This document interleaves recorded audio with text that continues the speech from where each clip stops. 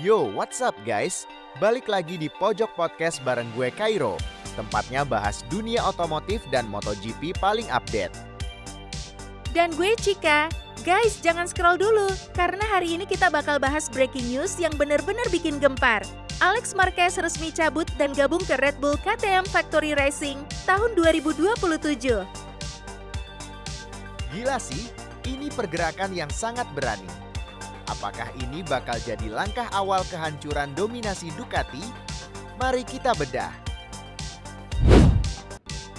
Guys, bayangin, Alex Marquez yang selama ini jadi salah satu pilar penting, tiba-tiba ngumumin kesepakatan multitahun bareng KTM. Ini bukan sekadar pindah tim, tapi sinyal kalau KTM mau all out di tahun 2027. Betul banget, KTM itu pabrikan yang agresif. Mereka sadar kalau mereka punya mesin yang kuat, tapi butuh pembalap yang punya jam terbang tinggi buat riset. Alex itu tipe pembalap yang teliti soal data. Dia bakal jadi kunci KTM buat ngejar gap sama Ducati. Banyak yang bilang ini langkah riskan, tapi menurut kalian gimana guys? Apakah Alex bakal cocok sama karakter motor KTM yang terkenal liar itu?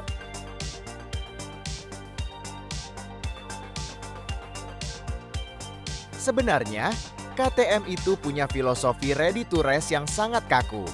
Tapi, sejak mereka merekrut insinyur dari Ducati beberapa tahun lalu, gaya kerja mereka berubah.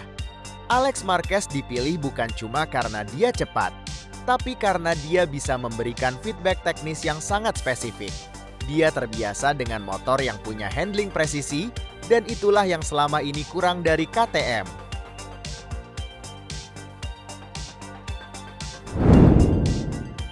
Nah, kita masuk ke sisi teknisnya nih guys. Ducati itu sekarang punya keunggulan di aerodynamics dan data sharing yang brutal banget. Semua motor Ducati di grid itu berbagi data, jadi mereka makin pinter tiap seri. KTM kayaknya capek cuma jadi penonton.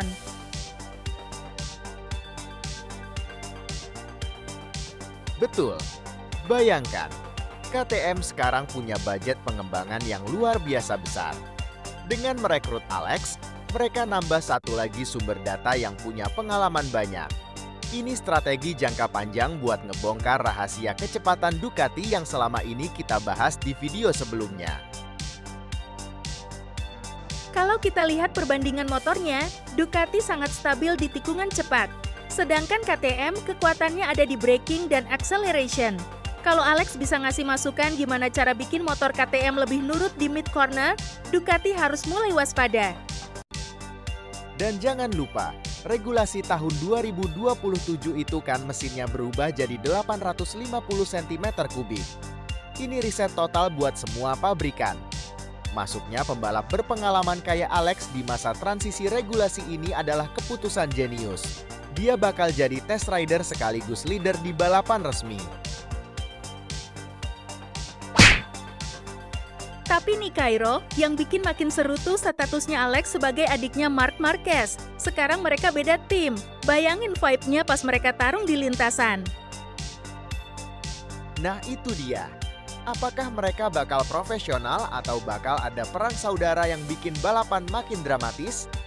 Kita tahu kalau dua bersaudara ini punya kompetisi internal yang sangat tinggi.